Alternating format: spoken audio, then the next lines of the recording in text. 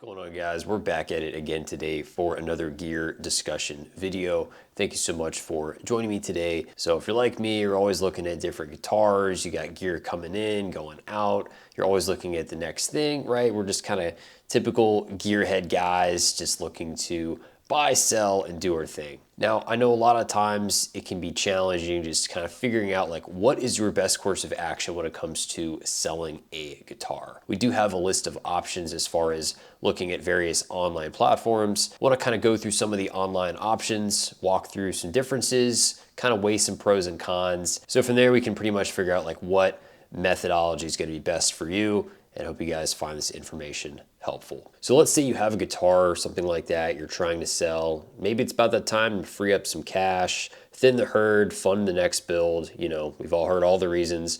And taking a look, probably the most obvious option, of course, would be selling on Reverb. Now, Reverb probably has the most advanced interface as far as like buying and selling platforms. You have Reverb almost can work a lot of times as like an extended digital storefront for independently owned and operated guitar stores. I feel like the system they have in place is pretty much the best of the best as far as just getting exposure, right? If you want to have the most possible visibility as far as like a centralized place for people browsing gear. Now, sometimes it can get a little crowded just because you have a lot of people selling their typical used listings, but then you also have businesses that are selling new stock as well. So sometimes it's almost a little bit overwhelming just having so much product on there.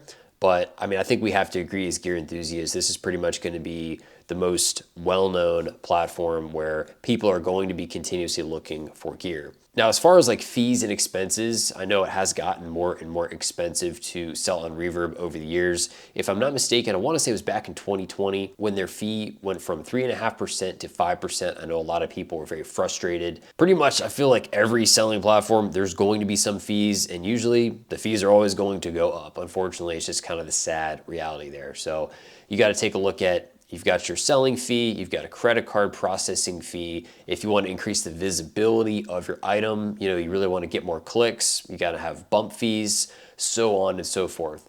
So again, you want the most exposure, Reverb, but you're probably also going to have the most fees. So the fees do add up, but if you're wanting to have more buyer-seller protection, right, you have some type of support system in place, you know, if there's some type of product condition dispute, right, if the item comes different than it was originally pictured, or maybe there was like a major scratch or dent, or there's some kind of problem where like you have a seller that's not doing things as they should be done, right? If there's some kind of shady issue where maybe there was undisclosed damage to guitar, so on and so forth, you've got a support system in place, right? There's also Reverb safe shipping. That's another thing that you got to keep in mind too. Obviously, when things go into the hands of UPS and FedEx, you just never know what's going to happen. So if you want the confidence, that support system in place, then obviously it comes with a cost. And moving on to another option, I know Sweetwater has recently entered the platform as far as like their used gear exchange. It's pretty good so far. I mean, it goes without saying, I feel like Sweetwater is always that gold standard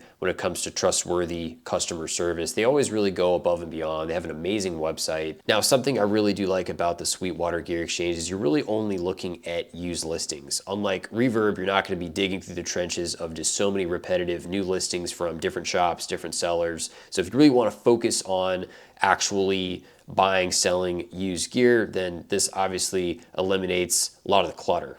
Similar structure in place as far as fees. You have that same 5% selling fee. Then from there you have a credit card processing fee. Looks like theirs is a little bit less than Reverb, so that does help a little bit. Now, something pretty cool about the gear exchange, you do have the option to waive all fees if you decide to accept a gift card for the value of the item once it sells. There's always money to be spent on Sweetwater, so if you're trying to stay within your, I guess, ecosystem of gear funding, I mean, it's really not a bad option. I would say one of the only downsides with the gear exchange is just there's not nearly as many listings. There's probably not as many eyes on the platform, just being Reverb so big, so dominant. It's kind of that larger billboard as far as like your one-stop destination for used gear. So I'm not sure, maybe we'll see more traction kind of pick up over time, more popularity with the gear exchange. But for now, if you take a look, there's obviously a pretty significant difference as far as just the overall amount of listings on Reverb.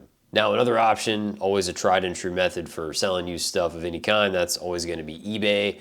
I feel like eBay's kind of taken more of a backseat nowadays just with these other music-focused platforms. I'm not saying you should or shouldn't sell on eBay. I always feel like their interface just kind of is a little bit outdated. If you take a look, they still have some pretty hefty fees. So I don't know, man. It's a tough call as far as, you know, if you're really trying to get the most exposure. I mean, I guess you could double up, just put it on different platforms if you wanted to. But one of the biggest issues I would say with eBay just being that if you have any kind of buy or sell discrepancy, the people that work there are probably less likely to be music instrument focused individuals. Whereas if you go with the other platforms, probably more likely the people there are gonna have a little bit better familiarity like with guitars and instruments and whatnot. So I suppose if there was an issue, there's probably a greater likelihood of there being some disconnection from just general like understanding of products with a company like eBay, you know, versus a music specific seller platform like Reverb.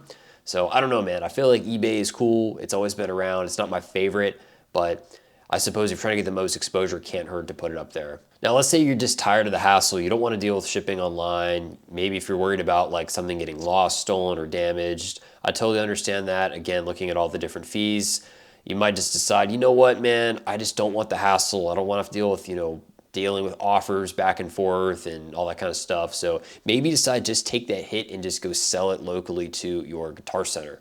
Now, this is going to be your most direct solution if you're just trying to walk in with the gear, walk out with some cash.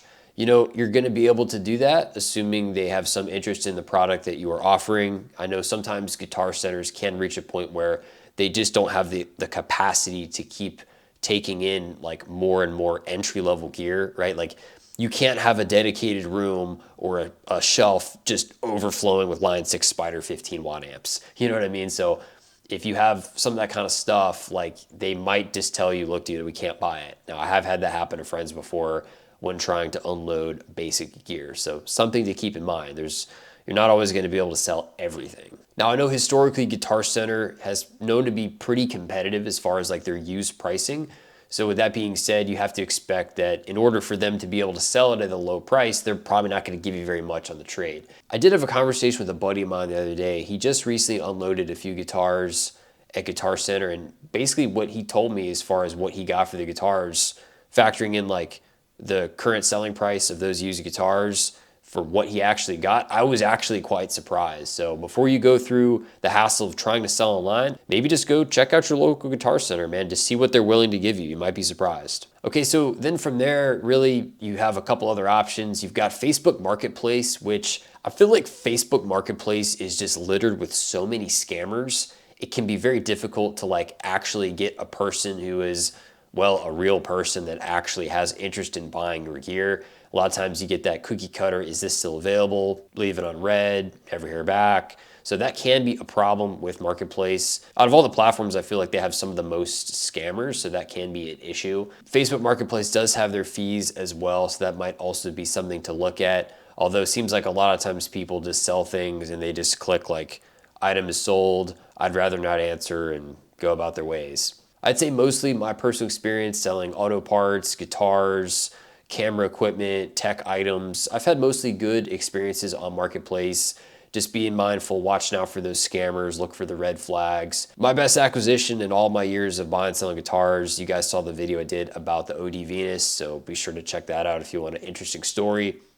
So these are just different things to keep in mind if you're thinking about Marketplace. Last on the list, and probably a list that most people are going to stay away from, and that would be Craigslist. It's probably been at least 10 years since I've sold a guitar on Craigslist.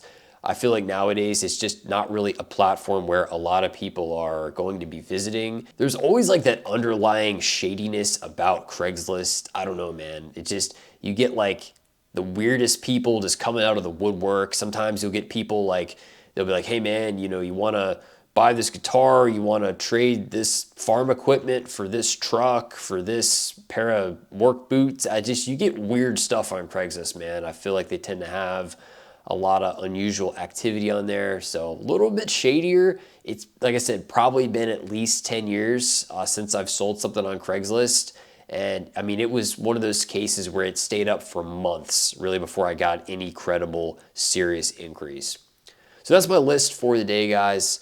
Hope you guys find this information helpful. If you want any more specific information talking about each individual platform, let me know in the comment section down below. Share your experiences buying, selling, trading guitars. What is your preferred method? Always curious to hear your thoughts.